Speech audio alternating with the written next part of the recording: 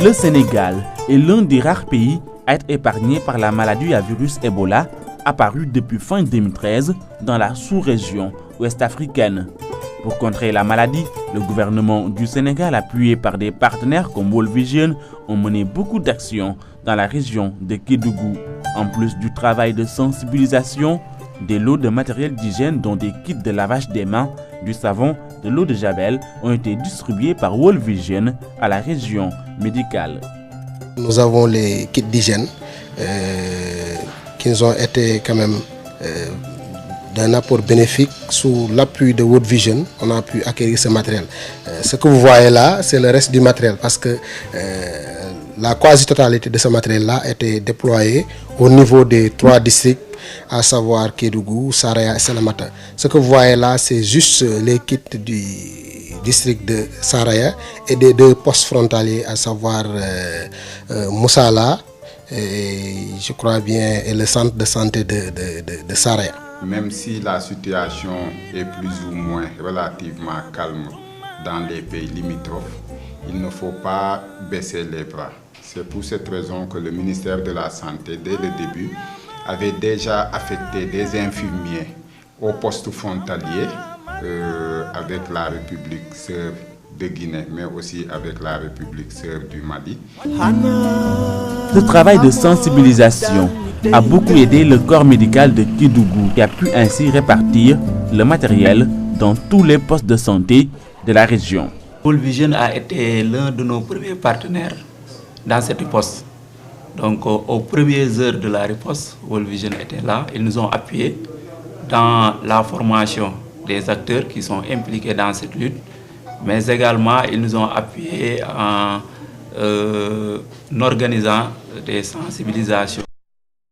Donc vraiment, c'est l'un de nos premiers partenaires dans cette lutte. Il faut dire qu'on a 11 postes de santé, un centre de santé et 30 cases de santé. Donc ce matériel ne suffit pas pour couvrir l'ensemble des cases de santé. La Croix-Rouge a été presque l'une des premières organisations à être sur le terrain à travers les activités communautaires. Parce qu'en ce moment, on ne connaissait pas beaucoup sur la maladie, mais on nous disait quand même d'utiliser les moyens de prévention quand même communautaire, c'est-à-dire le lavage des mains. La Croix-Rouge était sur le terrain. Compte tenu vraiment de ces activités-là, la World Vision a contractualisé avec la Croix-Rouge dans le cadre de la lutte contre cette maladie. Parce que la Croix-Rouge, au niveau régional, nous assurons quand même un maillage sur le territoire régional, parce que nous sommes présents dans tous les départements et dans la plupart des communautés rurales, les anciennes communautés rurales. Tout le long de la frontière, World Vision a agi. Malgré la distance, l'ONG est allée jusqu'à Fongolembi. Ici, la porosité des frontières existe bel et bien, mais la mobilisation de tous les acteurs a payé. Le contrôle a été strict à la frontière. Donc, c'était pas facile le début avec la population, vu un peu la porosité de nos frontières, il faut le dire aussi. Mais quand même, sur le côté force de l'ordre aussi, il y avait un camp militaire même qu'on avait dépêché et qui était basé ici au niveau de Fongolembi. Ne serait-ce que c'est des mesures préventives pour essayer en tout cas de pallier un éventuel cas. Nous avons pu sensibiliser tous les chefs de village, mais également nous avons tenu des rencontres au niveau de ces villages-là avec les populations, avec les jeunes, avec les GPF, mais également avec les personnes adultes. Nini tay garabam ana yogone nini tay garabam so amule nini dal dangay. Si vous rentrez dans des concessions, vous leur demandez de faire un lavage correct des mains, ils vont vous le démontrer sans problème. Ça se fait avec de l'eau, du savon, de l'eau de javel, avec les kits que bien sûr que World Vision a donné dans les différents ménages. Comme on est frontalier avec la Guinée, chaque fois les gens passent par là, faire des va et des viens.